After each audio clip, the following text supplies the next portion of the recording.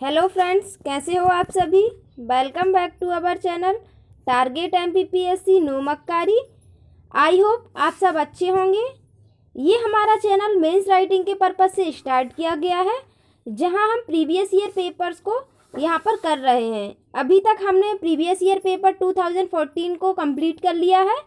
आज हम 2015 के पेपर्स को डिस्कस करेंगे। उसमें आज पेपर फर्स्ट के पार्ट बी को लिया है। अगर आपने 2014 के पेपर्स के वीडियोस नहीं देखे हों तो उसको ज़रूर देखिएगा। तो आज का सेशन हम स्टार्ट करते हैं।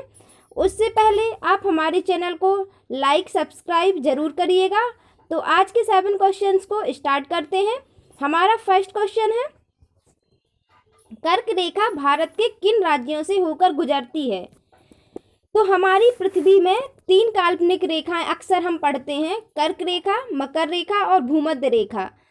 तो इसके बारे में हमने जो पढ़ा है, तो कर्क रेखा उत्तरी गोलार्ध में भूमध्य रेखा के समानांतर 23 डिग्री 30 मिनट ग्लोब पर पश्चिम से पूर्व की ओर खींची गई है। कर्क रेखा पर सूर्य दोपहर के समय लंबवत चमकता है। इसकी स्थिति स्थायी नहीं है, समय के अनुसार परिवर्तन होता रहता है इसमें। उत्तरी गोलार्ध में 21 जून का दिन सबसे बड़ा होता है, क्योंकि इस रेखा पर सूर्य लंबवत चमकता है। उसी प्रकार हम मकर रेखा को देखते हैं, तो मकर रेखा दक्षिणी गोलार्ध में अवस्थित है। इस रेखा पर सूर्य 22 दिसंबर को लंबवत चमकता है। और भूमध्य रेखा की बात करते हैं तो पृथ्वी को उत्तरी व दक्षिणी गोलार्ध में विभाजित करती है यह रेखा। इस पर 22 सितंबर और 21 मार्च को दिन व रात बराबर होते हैं। तो अब क्वेश्चन के बारे में हम देखते हैं। तो फर्स्ट क्या है, भारत के 8 राज्यों से होकर यह रेखा गुजरती है। यही क्वेश्चन में पूछा गया है, किन राज्यों से होकर कर्क रेखा गुजरती है भारत में। तो भारत के 8 राज्य, गुजरात, राजस्थान, मध्य प्रदेश, छत्तीसगढ़, झारखंड, पश्चिम बंगाल तथा त्रिपुरा। यह मध्य प्रदेश के 14 जिलों से होकर गुजरती है। कर्क रेखा उत्तरी गोलार्ध में भूमध्य रेखा के समानांतर 23 डिग्री 23 मिनट पर अवस्थित है। कर्क रेखा है जो झारखंड की राजधानी रांची से होकर गुजरती है, उसको टच करते हुए गुजरती है। यह एक ऐसी राजधानी है जिससे कर्क रेखा टच करते हुए गुजरती है। आते हैं अपने सेकंड क्वेश्चन पर। तो सेकंड क्वेश्चन क्या है, भारत की सबसे ऊंची चोटी का नाम तथा उसकी ऊंचाई बताइए, जो नेपाल तथा सिक्किम सीमा पर स्थित है। तो सबसे ऊंची चोटी का नाम क्या है, कंचनजंगा। तो कंचनजंगा जो सिक्किम और नेपाल सीमा पर स्थित है, इसकी ऊंचाई 8586 मीटर है। यह महान हिमालय श्रृंखला में अवस्थित है। यह विश्व की तीसरी सबसे ऊंची चोटी मानी जाती है। इससे पहले सबसे ऊंची चोटी कौन सी है, माउंट एवरेस्ट, जो नेपाल में स्थित है, सब लोग जानते हैं। उसकी ऊंचाई 8850 मीटर है। सेकंड है जो K2 गॉडविन ऑस्टिन, जो पाक अधिकृत कश्मीर में अवस्थित है और भारत को भी छूती है, तो भारत की भी ऊंची चोटी मानी जाती है।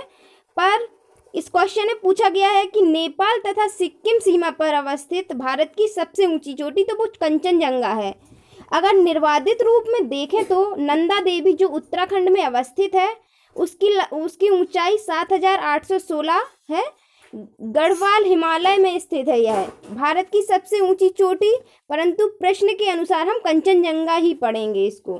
तो कंचनजंगा जो भारत में सिक्किम और नेपाल की सीमा पर स्थित है, इसकी ऊंचाई 8586 मीटर है। तो हमने इसको क्वेश्चन के अनुसार लिख लिया है, यह महान हिमालय श्रृंखला में अवस्थित है। अब आते हैं अपने थर्ड क्वेश्चन पर। तो थर्ड क्वेश्चन क्या है अपना, पश्चिमी तटीय मैदान के उपभाग। तो प्रायद्वीप पठार की दोनों तरफ नदियों ने जलोढ़ निक्षेपण के फलस्वरूप मैदानी भाग का निर्माण किया है, उन्हीं को अपन तटीय मैदान कहते हैं। तो पश्चिमी तटीय मैदान का विस्तार गुजरात से लेकर कन्याकुमारी या कैप कमोरिन या कुमारी अंतरीप तक है। पश्चिमी तटीय मैदान की चौड़ाई नर्मदा और ताप्ती नदियों के मुहाने पर सबसे ज़्यादा है। तो आते हैं अपन इसके बारे में देखते हैं। इसके उपभाग हैं जो तटीय मैदान, तो गुजरात से गोवा तक है जो उसे कोंकण तट बोलते हैं। गोवा से मंगलोर तक है जो उसे कन्नड़ तट बोलते हैं। और मंगलोर से कन्याकुमारी तक है उसे मालाबार तट बोलते हैं। तो मालाबार तट का अधिकांश हिस्सा केरल में आता है। इसीलिए इसे केरल तट भी कहते हैं। मालाबार तट पर लैगून झीलें पाई जाती हैं। अब आते हैं अपने फोर्थ क्वेश्चन पर। तो फोर्थ क्वेश्चन क्या है, ग्रेट बैरियर प्रवाल भित्ति कहाँ पर स्थित है? तो ग्रेट बैरियर प्रवाल भित्ति है जो ऑस्ट्रेलिया के पूर्वी तट पर स्थित दुनिया की सबसे बड़ी ये प्रवाल भित्ति है। भारतीय समुद्री क्षेत्र में मन्नार की खाड़ी, लक्षद्वीप, अंडमान निकोबार द्वीप इन्हीं से निर्मित हैं। अब अपन इसके बारे में कुछ देखते हैं। तो अभी कुछ समय पहले ये चर्चित में था, जो दुनिया की सबसे बड़ी ग्रेट बैरियर रीफ है, अभी अपन ने पढ़ा ऑस्ट्रेलिया में अवस्थित है, ऑस्ट्रेलिया के पूर्वी तट पर अवस्थित है। उसके लिए ऑस्ट्रेलिया सरकार ने 500 मिलियन ऑस्ट्रेलियाई डॉलर आवंटित करने का निर्णय लिया है। Great Barrier Reef crown of thorn नामक एक स्टार फिश है, उसके हमले से यह क्षतिग्रस्त हो रही थी। इसी को बचाने के लिए इन पैसों का इस्तेमाल इसमें भी किया जा रहा है, और जो प्रदूषण फैल रहा है उससे बचाव के लिए भी इन पैसों का उपयोग किया जा रहा है। यह जो प्रवाल भित्तियाँ होती हैं, या मूंगे की चट्टान भी इनको अपन बोलते हैं, तो ये समुद्र के तट के भीतर अवस्थित प्रवाल जीवों द्वारा छोड़े गए कैल्शियम कार्बोनेट से बनी होती हैं। प्रवाल भित्तियों को विश्व के सागरीय जैव विविधता का उष्ण स्थल माना जाता है तथा इन्हें समुद्रीय वर्षा वन भी कहा जाता है।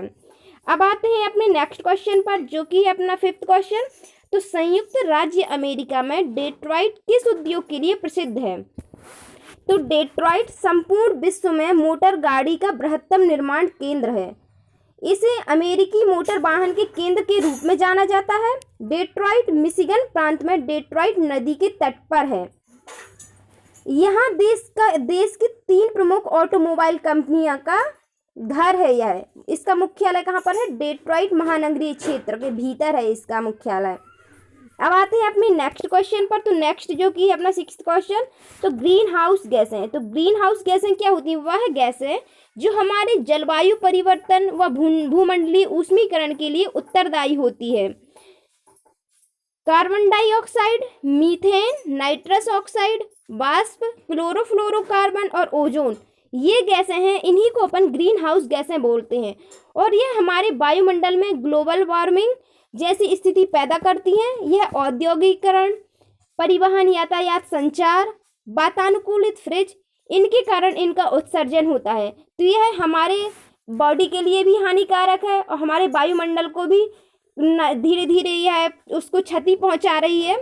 तो अब आते हैं अपने नेक्स्ट क्वेश्चन पर। तो नेक्स्ट क्वेश्चन है जो कि अपना मध्य प्रदेश की 2 नदियां जो दरार घाटी में बहती हैं और एस्चुरी का निर्माण करती हैं। यहाँ पे स्त्री लिख गया है, तो वहाँ पर एस्चुरी है। तो वो 2 नदियाँ कौन सी हैं? तो मध्य प्रदेश की नदियाँ जो 2 हैं, नर्मदा और ताप्ती, जो एस्चुरी का निर्माण करती हैं। यह नदियाँ पूर्व से पश्चिम की ओर बहती हैं। नर्मदा नदी जो कि मध्य प्रदेश की सबसे लंबी नदी, जिसकी लंबाई मध्य प्रदेश में 1077 किलोमीटर है। तो नर्मदा नदी की लंबाई पूरे भारत में है जो वो 13-12 किलोमीटर है, तथा एमपी में है 1077 किलोमीटर। यह मध्य प्रदेश और गुजरात में प्रवाहित होती हैं। इसका उद्गम स्थल मैकाल पर्वत के अमरकंटक शिखर से होता है। इसका उद्गम स्थल यह पूर्व से पश्चिम की तरफ जाकर खंबात की खाड़ी में गिरती हैं। वहीं अपन ताप्ती नदी के बारे में जानते हैं, तो इसकी लंबाई 724 किलोमीटर है। यह बैतूल के मुल्ताई से इसका उद्गम होता है। यह भी खंबात की खाड़ी में ही गिरती हैं। तो ये अपनी 2 नदियां हैं जो दरार घाटी में बहती हैं और एस्चुरी का निर्माण करती हैं। तो आज के 7 क्वेश्चन कंप्लीट हुए। आते हैं अपने होमवर्क क्वेश्चन पर। तो होमवर्क क्वेश्चन क्या है? हिमालय पर स्थित किन्हीं 3 चोटियों के नाम और पूर्वी तट। आपको इन दोनों क्वेश्चंस के बारे में आंसर राइट करना है और इनके बारे में कमेंट करना है। तो अगर आपको हमारा आज का वीडियो पसंद आया हो तो लाइक, सब्सक्राइब एंड अपने फ्रेंड्स को शेयर जरूर करिएगा। Thank you.